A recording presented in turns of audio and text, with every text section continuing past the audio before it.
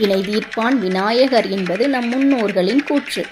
நம் வாழ்வில் வரும் எதிர்மறை ஆற்றல்கள் நீங்கி வீட்டில் நேர்மறை ஆற்றல்கள் பெருகினால் தானாகவே நம்முடைய விருப்பங்கள் அனைத்தும் நிறைவேறும். எதிர்மறை ஆற்றல்கள் அனைத்தும் நீங்கி தடைகள் விலகுவதற்கு முழுமுதற் கடவுளான விநாயகப் பெருமானையே வழிபட வேண்டும். நடக்கவே நடக்காது, இனி நடப்பதற்கு வாய்ப்பே இல்லை என்கின்ற காரியங்களும் பல்வேறு தடைகளால் தள்ளி போகும் காரியங்களும் கூட விநாயகருக்கு ஒரு குறிப்பிட்ட முறையில் பூஜை செய்து வழிபட்டால் தடைபட்ட காரியங்களும் உடனடியாக நடைபெறும். விநாயகர் சிலைகள் பல்வேறு வகைகள் உள்ளன.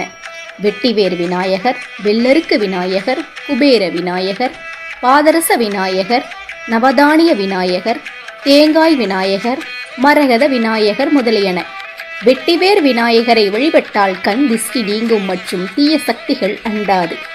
வெள்ளருக்கு வேரினால் செய்த விநாயகரை வீட்டில் வைத்து வணங்கினால் புண்ணியம் பெருகும், காரிய தடைகள் அனைத்தும் நீங்கி வெற்றிகள் குவியும். குபேர விநாயகர் இருக்கும் வீட்டில் சகல சௌபாகியங்களும் நிறைந்திருக்கும், அதிர்ஷ்டத்தை கொண்டு வரும் சக்தி குபேரருக்கு உண்டு என்பது ஐதீகம். நவதானிய விநாயகர் இருக்கும் வீட்டில் உணவு பஞ்சம் ஏற்படாது என்பது நம்பிக்கை. நவதானிய விநாயகரை வழிபட்டால் வீட்டில் அதிர்ஷ்டம் மற்றும் லக்ஷ்மி கடாட்சம் நிறையும். சிதறும் தேங்காய் உடைத்து வழிபடுவது நம் பாரம்பரிய வழக்கமாகும். ஏனெனில் தேங்காயை தரையில் அடித்து உடைக்கும் போது அது உடைந்து சிதறி ஓடுவது போல் நம் தோஷங்களும் பாவங்களும் நம்மை விட்டு சிதறி ஓடும். மரகத விநாயகரை வழிபட்டால் கல்வியில் முன்னேற்றம் ஏற்படும், உடல் ஆரோக்கியம் மேம்படும், உயர் பதவியில் அமரும் யோகம் உண்டாகும் மற்றும் பணவரவு அதிகரிக்கும். வழிபடும் முறை: காலையில் சுத்தமாக குளித்துவிட்டு வீட்டில் உள்ள விநாயகர் சிலைக்கு மஞ்சள், குங்குமம் மற்றும் சந்தனம் தொட்டு பொட்டு வைத்து அவர் முன் ஒரு அகல்விளக்கு ஏற்றி வைத்தல் வேண்டும். ஒரு நெய் தீபமாகவோ அல்லது நல்லெண்ணெய் தீபமாகவோ இருக்கலாம். நாம் விளக்கேற்றும் திரியுடன் வெட்டிவேரை சேர்த்து திரித்து இந்த விளக்கை ஏற்ற வேண்டும். பிறகு ஏதாவது ஒரு வேண்டுதலை மட்டும் முன்வைத்து விநாயகர் பெருமானுக்கு அருகம்புல்லினை சாற்ற வேண்டும். பின்பு அவருக்குரிய காயத்ரி மந்திரத்தை 8 முறையோ அல்லது 108 முறையோ சொல்லி தினந்தோறும் அவரை வழிபட வேண்டும். இந்த வழிபாட்டை தொடர்ந்து 7 நாட்கள் செய்ய வேண்டும். ஒரு நாள் கூட தடையில்லாமல் இந்த வழிபாட்டை தினந்தோறும் செய்தல் வேண்டும். இந்த வழிபாட்டை எந்த கிழமையிலும் வேண்டுமானாலும் துவங்கலாம். முதல் நாள் சாற்றிய அருகம்புல்லை எடுத்து கால்படாத இடத்தில் வைத்துவிட்டு மறுநாள் புதியதாக அருகம்புல் சாற்றி வழிபடுதல் வேண்டும். 7 நாட்கள் இந்த வழிபாட்டை நிறைவு செய்த பின் அடுத்து வேண்டுதல் முன்வைத்து வழிபடுதல் வேண்டும். விநாயகர் மந்திர மகிமை: பொதுவாகவே விநாயகர் பெருமான் வினைகள் தடைகள் அனைத்தையும் நீக்கி மகிழ்ச்சியினையும் தரக்கூடியவர். அதேபோல் வெட்டிவேர் எதிர்மறை ஆற்றல்களை அழிக்கும் சக்தி கொண்டதாகும். இது அனைத்து நாட்டு மருந்து கடைகளிலும் கிடைக்கும்.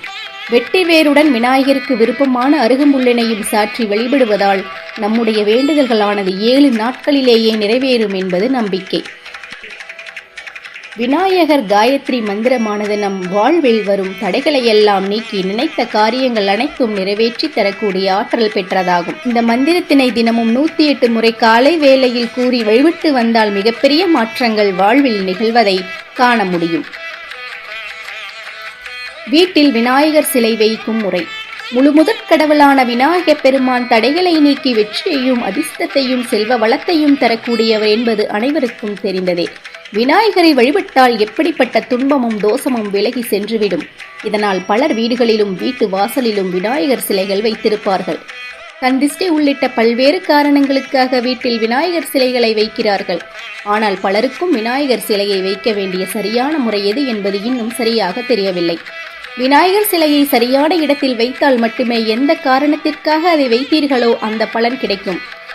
வாஸ்துப்படி விநாயகர் சிலையை சரியான இடத்தில் வைத்தால் உங்களின் தலைவிதியை மாற்றி நினைத்து பார்க்க முடியாத அளவிற்கு பல நன்மைகளை உங்களுக்கு தரும். சரியான திசை: வீட்டின் வடகிழக்கு மூலைதான் விநாயகர் சிலை வைப்பதற்கான சரியான இடமாகும். இந்த இடத்தில் பூஜை அறை வைப்பது நல்லது. வீட்டின் கிழக்கு அல்லது மேற்கு திசையை நோக்கியவாறு எளிதில் கண்களில் படும் இடத்தில் விநாயகர் சிலையை வைக்கலாம். தவிர்க்க வேண்டிய திசை: விநாயகர் சிலையை ஒருபோதும் தெற்கு திசையில் வைக்கக்கூடாது. குளியலறை சுவரை ஒட்டியும் வைக்கக்கூடாது. இதனால் குளியலறையிலிருந்து எதிர்மறை ஆற்றல்கள் பூஜை அறைக்கு வந்துவிடும்.